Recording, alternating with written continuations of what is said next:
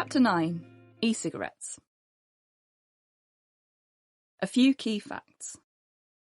E-cigarettes are a method of consuming nicotine that doesn't involve burning tobacco. Instead, nicotine solution is heated and the vapour is inhaled. Nicotine is a stimulant. E-cigarettes are mostly used among people who are trying to give up tobacco cigarettes. There is worry in the USA that use is growing among children and young people, but rates are still low. E-cigarettes are consumed by vaping. The timescale is slightly slower nicotine absorption compared to smoking cigarettes, and the effects are broadly similar to that of cigarettes. I thought long and hard about whether to do a single chapter about nicotine, the psychoactive substance found in tobacco products and e-cigarettes. In the end, I decided to separate out tobacco and e-cigarettes, because e-cigarettes regularly make the news across the world, are treated very differently in different parts of the world, and have a load of myths and misconceptions about them that are quite separate from those that exist around tobacco products. E-cigarettes, or devices containing nicotine, are banned in some countries like Australia, and completely unregulated in others. Some people think they are every bit as dangerous as cigarettes, while others believe they could be a hugely important harm reduction device to help smokers stop using cigarettes. What is it? First off, what are e-cigarettes, also known as vapes or vaping pens? There are a number of different types of vaping device available, but all are devices that allow the inhalation of a vapour that usually, but not always, contains nicotine. The main constituent of e-cigarette liquid is usually propylene glycol, also known as E1520, an additive used in food preparation, or glycerine, a byproduct of soap manufacture that is made from either animal or vegetable fat. Some e-cigarette liquids will also contain flavourings, which can be made from a number of different chemicals depending on the type of flavour. More on that later. All the devices work by using a battery to heat up a metal element that turns the e-liquid into a vapour, which can then be inhaled by the user. So actually, e-cigarettes are neither electronic nor cigarettes. Confusing, huh? As for the different types, when e-cigarettes first appeared on the market in the early to mid-2000s, they tended to look somewhat like oversized cigarettes. Their LED tips glowed red or sometimes blue when you took a drag on them, mimicking a real cigarette. But this is really where the similarities ended. These types of device, known as first-generation e-cigarettes or cigalikes, were not very efficient at delivering nicotine. Second-generation e-cigarettes are the devices that look like sonic screwdrivers or fountain pens for those not as au fait with Doctor Who as me. Where first-generation cigalikes were disposable or had disposable cartridges containing the fluid, these second-generation devices were refillable, meaning you could buy liquid and top it up yourself. Do you want lemon meringue pie vape or blue raspberry? These were the first devices where flavourings became more commonly used. They were better at delivering nicotine, but still fell substantially short of the nicotine hit smokers experience from cigarettes. Third-generation devices were much more malleable. They're often known as mods due to their modular properties, and with these devices it's possible to manipulate the voltage as well as the liquid, which can impact on nicotine delivery. More recently still, devices that use nicotine salts have begun to be marketed. One in particular, called Juul, is hugely popular in the USA. These fourth-generation devices look like USB sticks. They're small and discreet, and the nicotine liquid is contained in disposable pods rather than being refillable. The first e-cigarette was invented by Chinese pharmacist Hon Lik in Beijing in 2003. It's reported that he was looking for a way of helping himself to quit smoking after his father, who was also a heavy smoker, died of lung cancer. We know a lot about how and why tobacco, and in particular cigarettes, are bad for us, and we also know that it can be extremely difficult for some people to give up smoking. Nicotine replacement therapy can be effective for some people, but these gums, patches or nasal sprays cannot deliver nicotine with anything like the spike that a cigarette can. Nicotine absorbed through the skin or the lining of the mouth or nose takes substantially longer to get into the bloodstream than it does from a cigarette, where the smoke is drawn into the lungs and absorbed into the blood within seconds. E-cigarettes are appealing to smokers who are trying to stop or cut down their smoking, as they can deliver nicotine in a slightly more effective way than other nicotine replacement therapy. The e-cigarette user will not get yellow-stained fingers or bad breath that can be a result of smoking cigarettes. A person is also likely to be putting themselves at vastly reduced risk of cancers and lung disease if they can switch from smoking to using an e-cigarette, as there is no tobacco being burnt in an e-cigarette, The nicotine contained is heated up but not burnt, and tobacco is not present at all. Crucially, this also means there's no tar. Public Health England published a report of e-cigarette research in 2015, where they estimated that e-cigarettes are up to 95% less harmful than smoking. But more on this later. But are e-cigarettes appealing to anyone else? A number of individuals who work in public health, in the UK but particularly in the USA, Canada and Australia, are concerned that e-cigarettes might also be appealing to young people, even children. Tobacco smoking rates have been falling consistently, year on year, for many decades now, particularly among young people. Could e-cigarettes reverse that trend, or get a generation previously uninterested in tobacco newly dependent on nicotine? At the moment, this worry seems to be unfounded, certainly in the UK. Many surveys are conducted each year to monitor the use of e-cigarettes among young people. In the UK, the use of these devices by 11 to 18-year-olds is increasing slightly year on year, but regular use remains very low. A 2018 survey conducted by YouGov and Action on Smoking and Health, ASH, found that while roughly a third of young people might have experimented with them recently, only 2% of those surveyed reported using e-cigarettes weekly, and over 3/4 of those asked have never tried one at all. Only 5% of young people who reported never smoking a tobacco cigarette had ever tried an e-cigarette, with less than 1% using them regularly. However, this pattern isn't necessarily the same as in other places around the world, as different countries have differing legislation around e-cigarettes and alternative products available on the market. In the USA, for example, there are no limits to the concentration of nicotine within e-liquid, as there are in countries within the European Union. In the last year or two, researchers have noticed that the patterns of youth use between the USA and the UK are diverging, with 18-year-olds in America increasingly reporting having at the very least experimented with vaping. There are a number of theories as to why this might be. One thought is the types of device available. In the USA, dual-brand devices are extremely popular among young people. As I described earlier, these devices look like USB sticks, come in a range of colours, and deliver nicotine in an extremely effective way, as they contain nicotine salts rather than freebase nicotine. More on this later. Which, for various chemical reasons, means nicotine can be inhaled at higher levels without it feeling as harsh on the throat. While dual products are available in the UK, the strength of nicotine is limited by EU regulations, meaning it is often lower than levels found in the USA. This difference could also be due to the way the question is asked in various surveys. In the UK, surveys often focus on regular or recent use, while in the USA young people have been asked whether they have ever tried e-cigarettes. It's easy to see why this could lead to a situation where it appears that e-cigs are much more common in the USA. Either way, it's something that researchers on both sides of the Atlantic will be keeping an eye on. What are the short-term effects? As with tobacco cigarettes, the short-term intoxication effects of e-cigarettes are due to the nicotine present in e-liquid. Nicotine is a mild stimulant, so will have the short-term effects all stimulants have. It will raise a person's heart rate and blood pressure, and it might make an individual feel slightly more alert or awake. As mentioned earlier, e-cigarettes are not as effective at delivering nicotine as tobacco cigarettes, but they are getting better. In particular, the devices that use nicotine salts rather than freebase nicotine. Freebase is how nicotine is usually encountered, for example in e-liquid.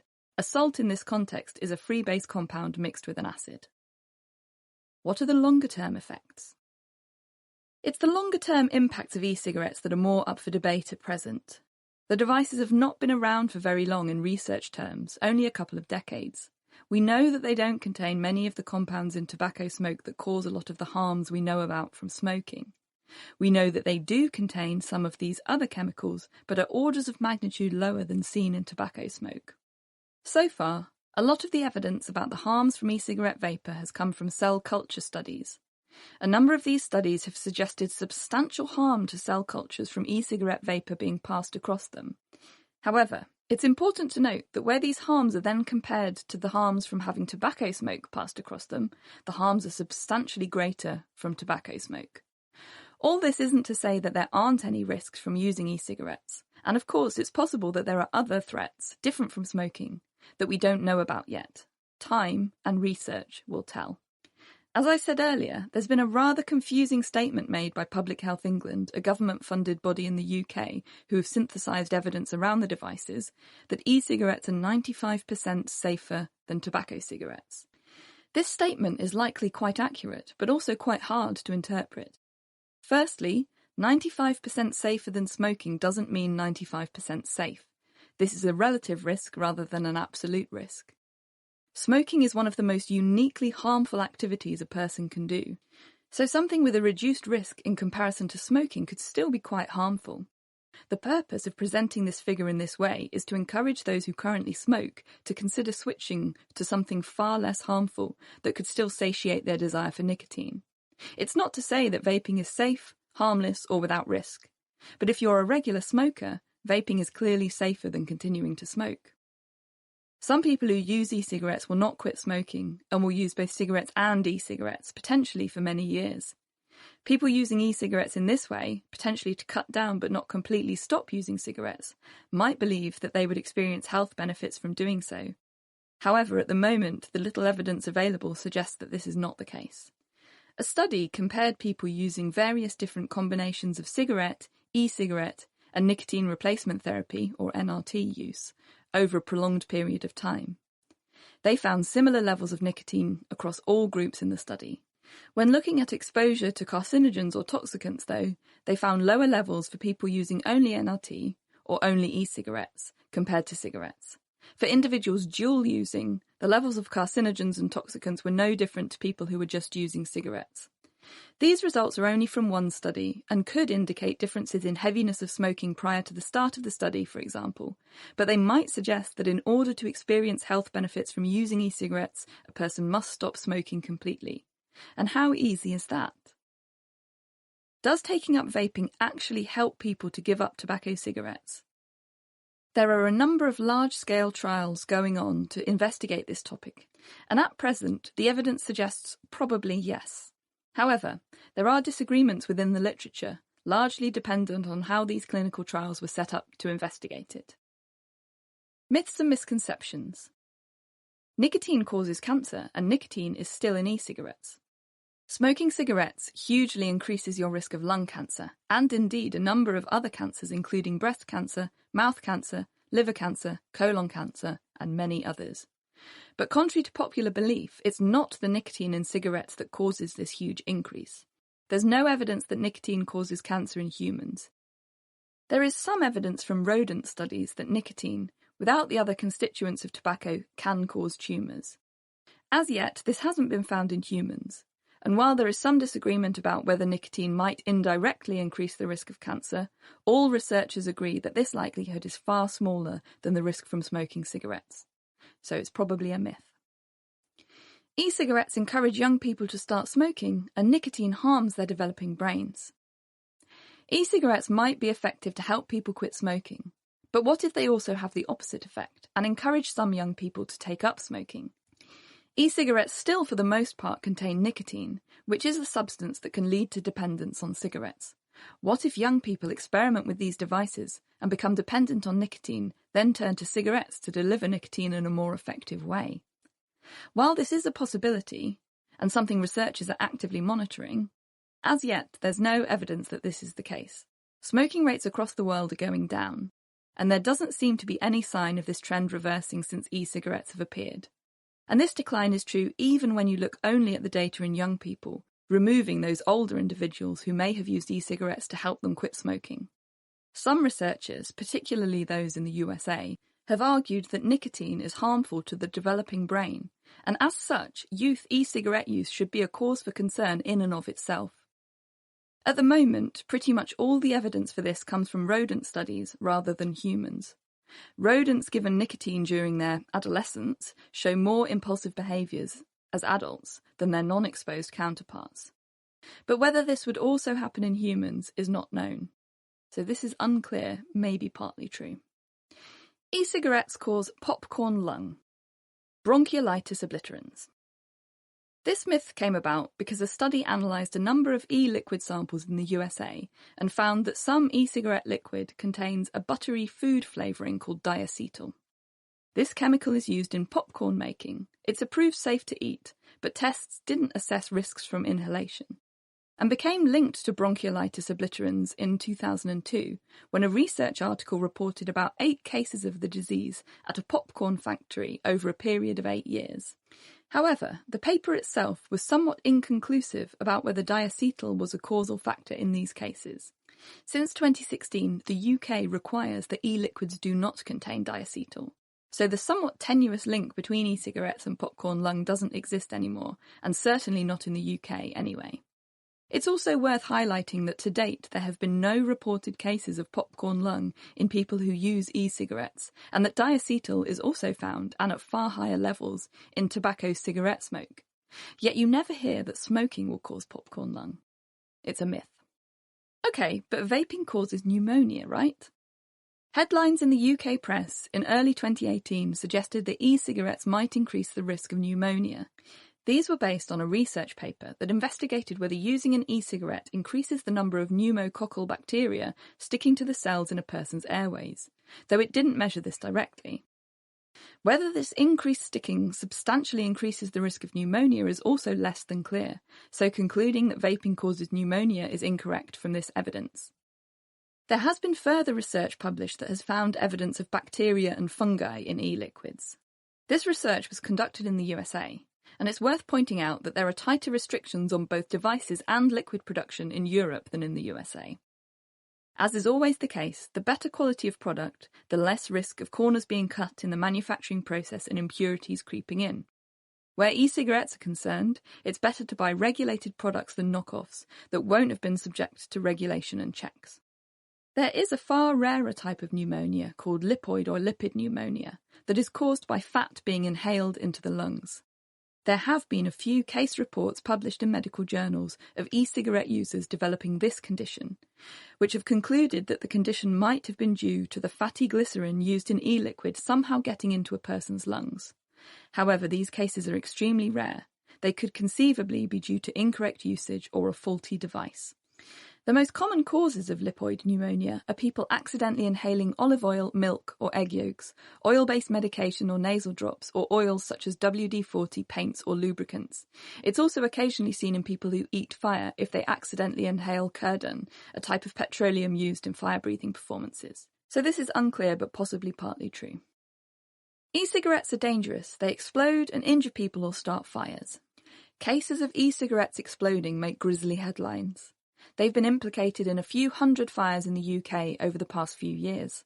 In almost all of these cases, this is where people have used generic or different chargers than the charger provided with the device, or where the e-cigarette or charger has been damaged. The risk of fire is not trivial, but it's also worth remembering that the London Fire Brigade report that the most common cause of fire fatalities is smoking, and they endorse switching from smoking to vaping as a way of preventing fires. In the last 5 years, there are on average 22 fires every week linked to smoking in London alone. Many of these are caused by people falling asleep while holding a lit cigarette. As the London Fire Brigade point out, falling asleep while vaping doesn't pose these risks. So this is partly true. E-cigarettes are bad for the environment. A large public health organisation in the USA that promotes a tobacco-free future recently published a blog stating that e-cigarettes, in particular dual devices, are harming the environment due to their need for single-use plastics, their disposable nature, and that they contain heavy metals, which are seen as a biohazard. While all of these things are true, the fact is that tobacco cigarettes contain heavy metals and other contaminants at a far higher level.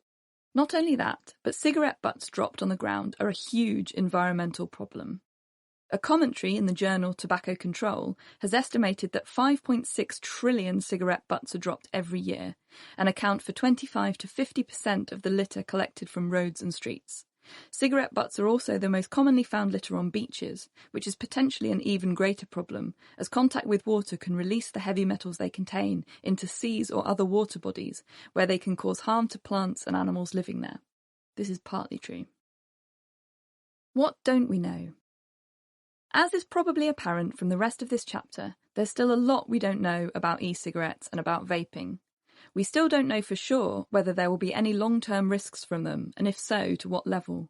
We are still investigating how effective e-cigarettes are to help people stop smoking and whether e-cigarettes are acting as a gateway drug to smoking for young people, or if and how they are being used by young people more generally. There are new products emerging all the time, and there is a lot of research going on at the moment. By the time you're listening to this, our knowledge of e-cigarettes will hopefully have improved. Will this mean researchers will begin to agree on their risks or potential harm reduction properties? Well, we'll see. While I was finalising this book, there was a bit of a development around e-cigarettes in the USA. In August, a death that was attributed to e-cigarettes occurred. This was the first death linked to e-cigarettes ever. Since then, there have been reports of further illnesses and several more deaths, mostly among men. As yet, the reasons for these deaths are not clear. There haven't been any reported outside of the USA, and the majority of those investigated have been linked to the vaping of cannabinoids rather than nicotine. There's some suggestion that this could be related to the use of illicit THC vape liquid containing substances that are used in topical and oral preparations of THC, but that when heated by an e-cigarette could become toxic. In particular, vitamin E acetate has been implicated. But at the moment, it's unclear. As I wrote this, we didn't know what had caused these deaths. And of course, an outbreak of unexplained deaths is extremely worrying. However, that these deaths are only occurring in one country and not anywhere else does hint that it is unlikely to be e-cigarettes themselves, but some substance or adulterant specific to use in the USA that might be causing this. Different organisations have reacted very differently to these deaths. Some US-based organisations have suggested that e-cigarettes should be completely banned. Others are being more measured and advising that people should only use regulated products. This is always extremely good advice, because there is a far greater risk of illness and death from smoking tobacco than using e-cigarettes. It can be incredibly hard to tease out what we know from the hyperbole that surrounds e-cigarettes, but we know that if you're trying to quit smoking, it's better to use an e-cig than to smoke cigarettes, but stick to the regulated products.